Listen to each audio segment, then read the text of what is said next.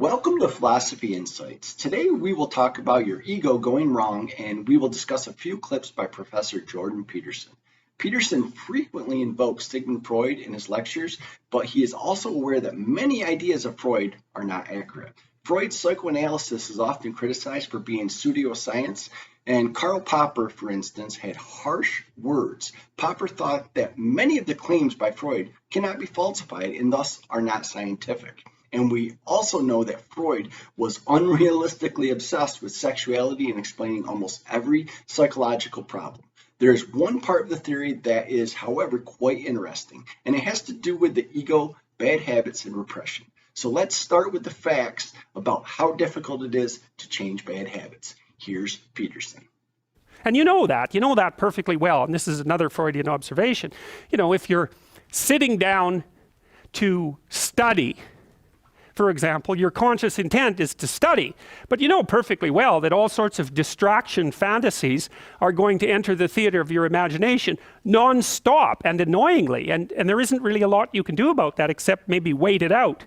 You know, so you'll be sitting there reading and your attention will flicker away. You'll think about, I don't know, maybe you want to watch Jane the Virgin on Netflix or something like that, or maybe it's time to have a peanut butter sandwich, or you should get the dust bunnies out from underneath the bed, or it's time to go outside and have a cigarette, or maybe it's time for a cup of coffee, or it's like all these subsystems in you that would like something aren't very happy just to sit there while you read this thing that you're actually bored by, and so they pop up and try to take control of your perceptions and your actions non-stop. Maybe you think, well, this is a stupid course anyways, why do I have to read this damn paper, and what am I doing in university, and what's the point of life? It's like you can really get going if you're trying to avoid doing your homework, and then you might think, well, what is it in you that's trying to avoid? Because after all, you took the damn course and you told yourself to sit down. Why don't you listen? Well, because you're a mess. That's basically why. In a different lecture, Peterson specifically talks about addiction. His vivid depiction is especially engaging when one knows that he himself had to battle with excessive alcohol consumption in a younger age. There's a series of actions that occur before you take your cocaine. Some of those are local, they're the things that happen immediately before, and some of those are distal. They're farther back in the chain of events. And when you have a hit of cocaine, it produces a dopaminergic burst, and that feels really good, but it also makes the circuits that were immediately active before that grow. That's what reinforcement is. And then the growth is proportionate, not linearly, but it's proportionate to how long before that event occurred. The closer it is, the stronger they're going to get. But even the ones that are somewhat distal get some reinforcement. Because you might say, well, what did you do before you found your latest fix? And the answer is, well, how long before? Well, the closer, the more rewarded. And so what happens then is that, so if you take that person out of the normal environment, you put them into a treatment center, they're off their physical addiction, which is a weird thing in the case of cocaine, but like not that long. A week will do it, 2 weeks for sure. Even heroin and alcohol for sure, if you can get them through the seizure part without dying. And so they're done. They aren't physiologically dependent anymore. But you let that person go, and the first thing that happens is his old friend, who he's always out doing drugs with, shows up, and bang, he's craving like mad. And that's because that thing in there is not dead at all. And it's activated by the cue, and it's a circuit. It's not. It's a personality. It only wants one thing. It wants cocaine. It's going to suppress any non-related thoughts, and it'll use lies. That's no problem, especially if lies have been reinforced, which they certainly have. Where are you off to, son? You know, you'll have a lie for that, and then 10 minutes later you have your drug, and so that little lie has just grown. Or maybe you think, you've tried to quit and you think, to hell with it, and every time 10 minutes before you take your drug you think, to hell with it, and you do that 1,000 times. Well, believe me, the to hell with it circuit, that sucker is strong. And so it's alive, and it's not like it just disappears. It can't. It's you. It's grown in there.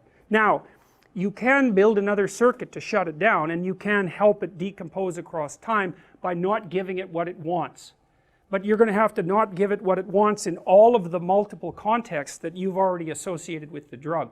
Some of you have probably smoked and then tried to quit smoking, and what you'll see is you get a craving when you have a cup of coffee, or when you're finished dinner, or when you're done having a phone call, or when you first get up in the morning, or whenever you've regularly had the drug, whatever you had the drug in relationship to. Even complex things like ending a conversation will produce a cued craving. And so then that can extinguish over time if you punish it by either punishing it or not letting it get what it wants. But a lot you have to build another circuit to just shut it down. Now, a more extreme version of bad habits is when they become a psychological disorder. Poor people with obsessive compulsive disorder, they can spend half their time doing things that they can't really control, and they have very strong impulses to do them, and it's very hard on them to block them. You know, they'll almost panic if those things are blocked. And then you have people with Tourette's syndrome, you know, that they'll be doing all sorts of weird dances and spouting off obscenities and imitating people without being able to control it, and sometimes a little bit of antipsychotic medication can dampen that down, but it's as if there are these autonomous semi-spirits inside of them that grip control over their behavior and make them do things. And you know, you find that to some degree in your own life, because maybe you've become very attracted to someone, even maybe you don't want to be attracted to the person, and then you find yourself, you know, texting them when you know perfectly well that you should be going to bed, and you know, you're in a grip of something, and you can't control it, and that's all part of the unconscious and all part of what Freud was studying.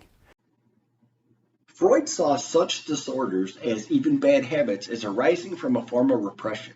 Peterson starts out with a summary of Freud's view on unconscious and then talks about the mechanism of such a repression.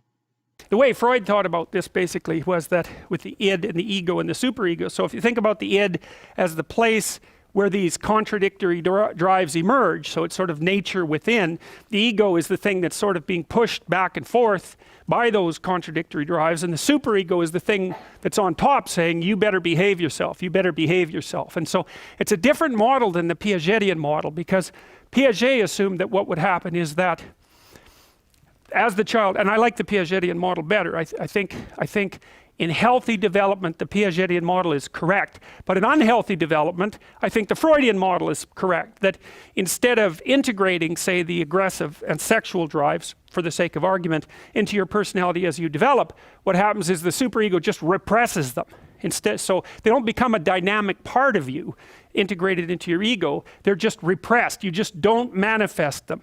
And so that's how you be a good person, and you can be the victim of a very harsh superego, and that often happens if you've had a particularly tyrannical parent, one or both, or maybe a tyrannical grandparent, or maybe you're your own inner tyrant and you've picked up tyrannical voices through your whole life and aggregated them into this terrible judge that's always watching you, that's criticizing everything you do and restricting you badly and really badly in what you're allowed and not allowed to do. You see that with anorexic women. Well, men can be anorexic too, but it's much less rare. They have superegos that are just, or it's one way of thinking about it, that's just, they're just deadly. They're just criticizing every bit of them. Well, right to the point, they're really criticizing them out of existence, right? Is you have to be so perfect that the perfection is not aligned with the ability to live. You don't get to eat. You know, and people like that, they look at their bodies, they even look at their bodies incorrectly. Like anorexics seem to be unable to see their bodies as a whole. They can only see their bodies as parts. And when you start seeing your body as parts, you're really in trouble, because you can't get a sense of actually what it looks like. And body perception is very, very complicated. But anyways, Piaget thought about the ego as, in some sense, as the game that's played by all these dynamic drives that's shaped by the broader community, and so that could all be integrated. But Freud would say, well, look, when that doesn't happen, instead you're subject to the tyranny of the superego, and it just says you should never be angry, right? You should never express yourself sexually, because if you do, there's something wrong with you. You're a bad person, and you're a bad person if you ever get aggressive. And then people who are living like that under those circumstances, you know, they're repressed is the right way to think about it. Thank you for watching this video, and if you like the content, subscribe to Philosophy Insights.